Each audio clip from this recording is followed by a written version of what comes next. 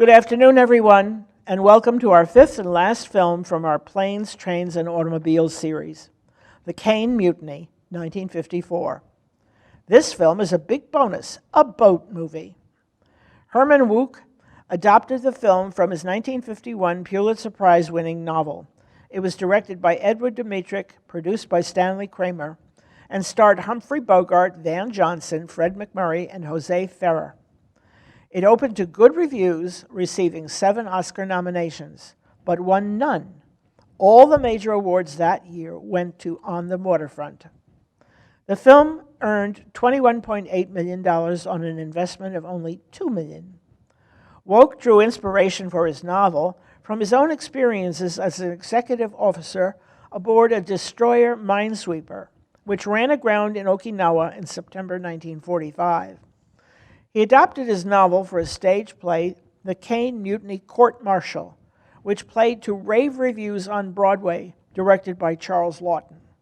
But Dmytryk did not like Wouk's screenplay, so he brought in other writers to reduce it to 2 hours, under pressure from Harry Caine, then head of Columbia Pictures.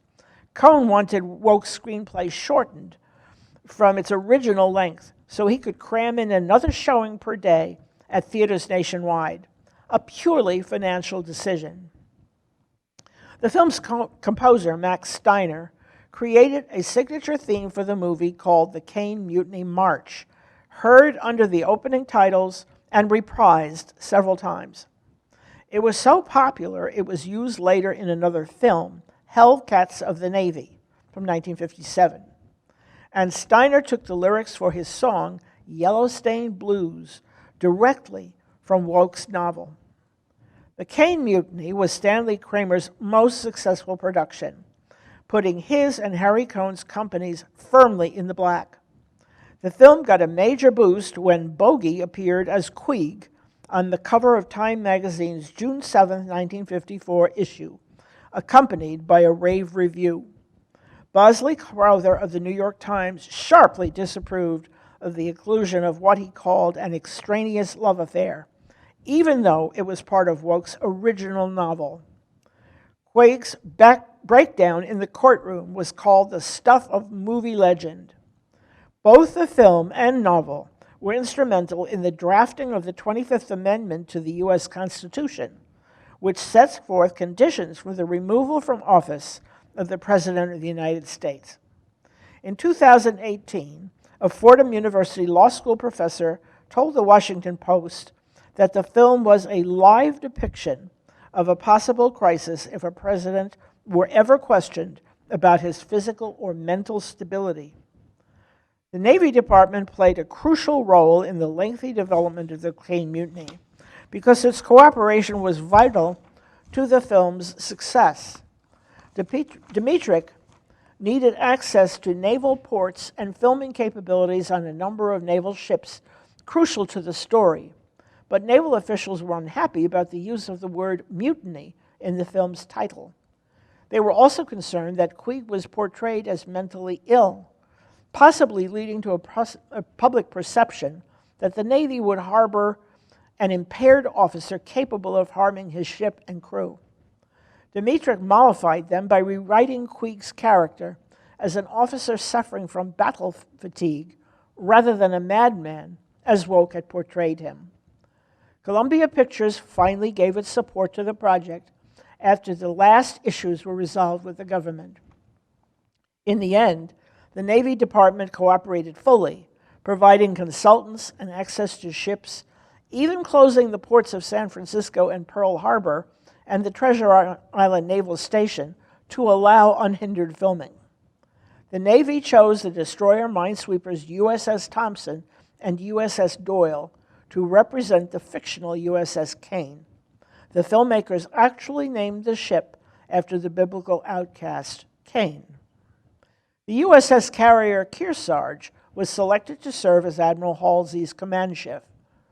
Naval officials insisted on the epigraph which appears at the film's opening. There has never been a mutiny on the ship of the U.S. Navy. The truths of this film lie not in its incidents, but in the way a few men meet the crisis of their lives. Ultimately, the Navy's dedication to preserving authenticity produced an accurate image of Pacific theater warfare during World War II.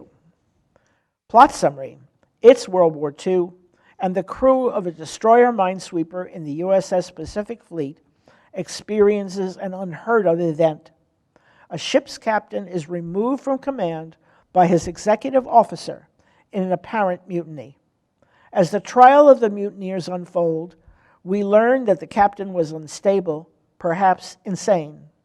The Navy must decide if the Caine mutiny was a criminal act or an act of courage to save a ship and its crew from destruction by the captain. Fun facts about the film. Humphrey Bogart really wanted the role of Captain Queeg. Harry Caine forced Bogey to settle for much less than his customary salary of $200,000. Van Johnson was warned that there were sharks in the water at Pearl Harbor as he jumped into the brink fully clothed. Indeed, a shark off camera swam toward him, and the Navy rifleman was forced to shoot it, saving Johnson's life.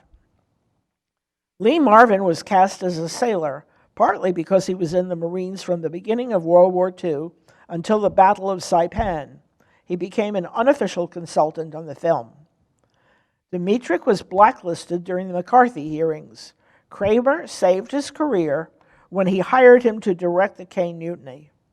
Both Bogart and Van Johnson had disfiguring accidents before filming this movie. You can see the scars on their faces.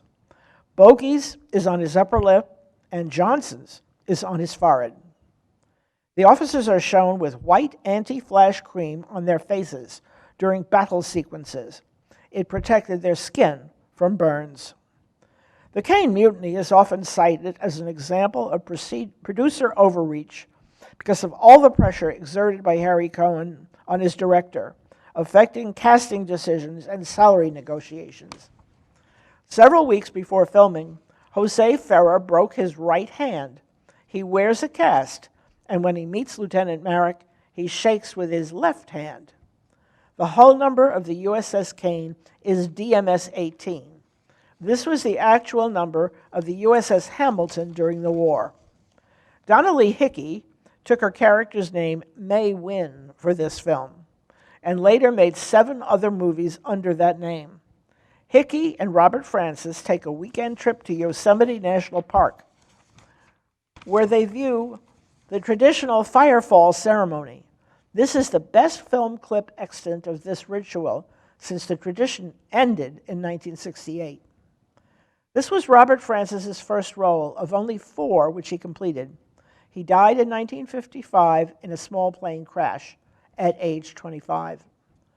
Hollywood's publicity machine cooked up a romance between Francis and May Wynn, but they were never romantically involved. The sailors depicted on the USS Kearsarge are real crew members.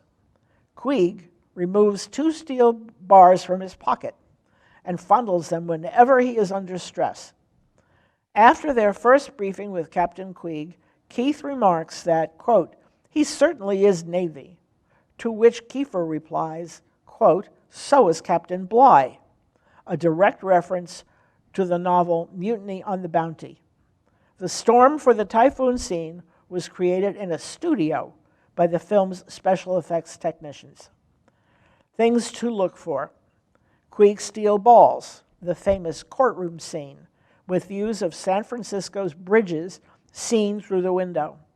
Van Johnson's and Bogey's facial scars, Merrick's scene in the water at Pearl Harbor, the white anti-flash cream worn by the officers in combat, the firefall at Yosemite, Jose Ferrer's cast, the typhoon scene, Halsey's aircraft carrier, the USS Kearsarge, the destroyer minesweepers used to represent the USS Caine, the Caine's hull number DMS-18, the epigraph at the beginning of the film, Kiefer's reference to Mutiny on the Bounty, and listen for the Yellowstone Blues and the Caine Mutiny March.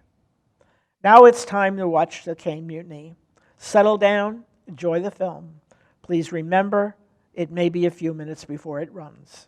Enjoy.